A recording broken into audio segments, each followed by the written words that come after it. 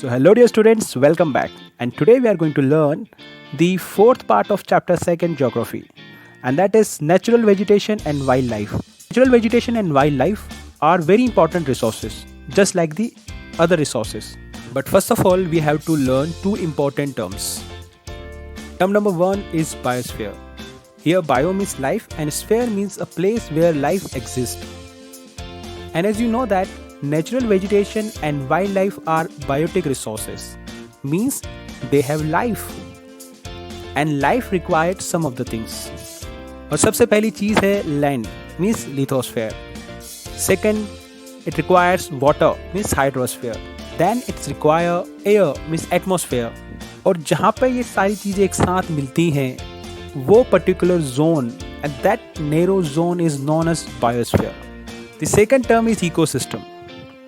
एक बायोस्फीयर में जितने भी लिविंग ऑर्गेनिज्म होते हैं वो एक दूसरे के बिना सरवाइव नहीं कर सकते, जी नहीं सकते. Just look at this picture. ये एनिमल ए डिपेंड करता है एनर्जी के लिए इस प्लांट पे, और ये एनिमल बी डिपेंड करता है इस एनिमल ए पे फॉर एनर्जी. और जब ये दोनों ए और बी एनिमल मर जाते हैं तो वो डिकम्पोज हो जाते हैं, सोइल की फर्टिलिटी बढ़ाते हैं, जो इस प्लांट को हेल्प करती है ग्रो होने में. इन शॉर्ट, ये प्लांट डिपेंड करता है इन एनिमल्स पे, और ये एनिमल डिपेंड्स करते हैं इस प्लांट पे. Means they are inter related and interdependent for their survival. और ये जो लाइफ सपोर्टिंग सिस्टम है, ये जो एक दूसरे को सपोर्ट करते हैं, ये सिस्टम ही कहलाता है ecosystem. Now let's talk about uses of plants. Plants are useful in so many ways. Number one, they give us timber. Timber means wood for furniture making. They give shelter to the animals. They give us oxygen so that we can breathe. They protect our soil from soil erosion, act as a shelter belt.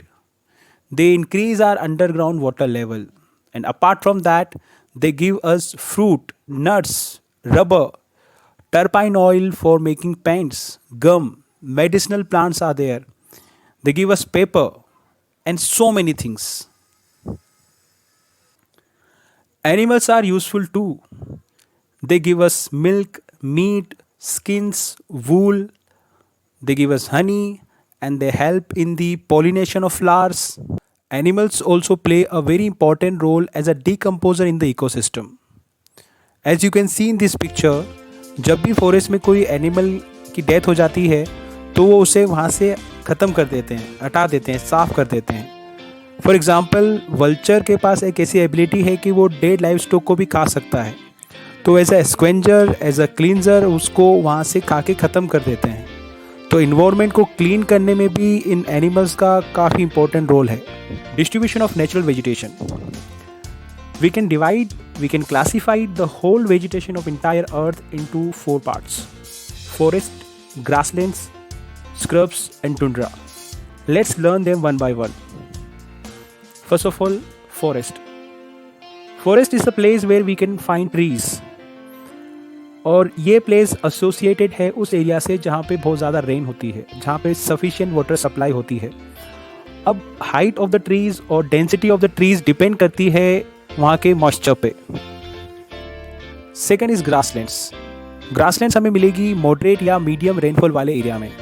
यहाँ पे कहीं कहीं छोटे trees भी मिल सकते हैं, लेकिन ज़्यादातर एरिया में ग्रासेस ही हैं. Next is thorny shrubs. Thorny shrubs means जो कांटे वाली झाड़ियाँ होती हैं, ये उन एरिया में मिलती है जहाँ पे बहुत ही लो रेनफॉल होती है. इस वेजिटेशन की 2 स्पेशल चीज़ें हैं जो आपको याद रखनी हैं.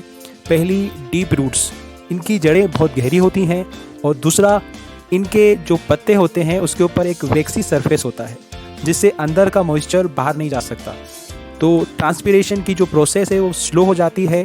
The last one is tundra vegetation. Tundra vegetation हमें मिलती है कोल्ड पोलर रीजन्स में.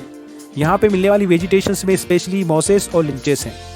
The next topic is conservation of natural vegetation and wild life. But before that we are going to talk about the major threat. The threat number 1 is the climate change.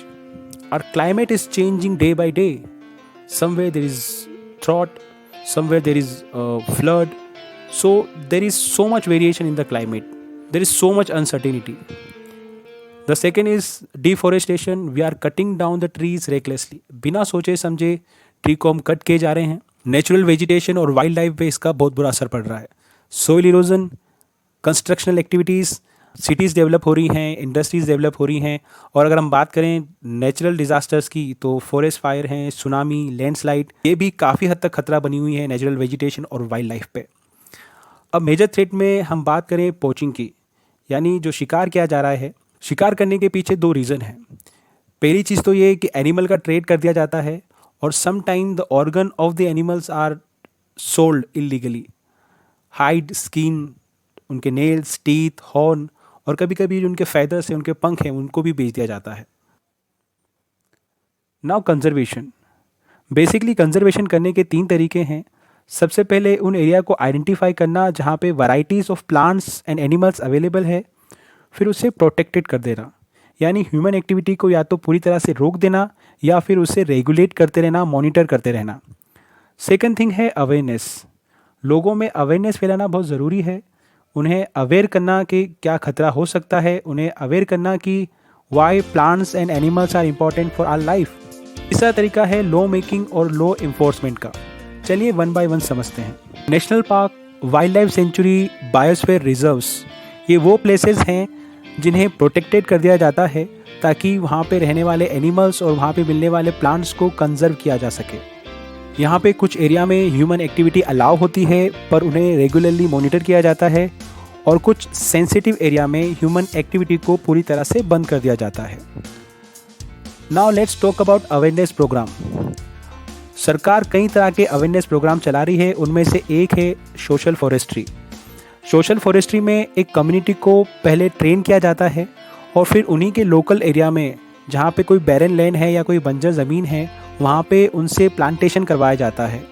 फिर उससे कोई भी benefit होता है तो उसको उस community में डिस्ट्रीब्यूट कर दिया जाता है।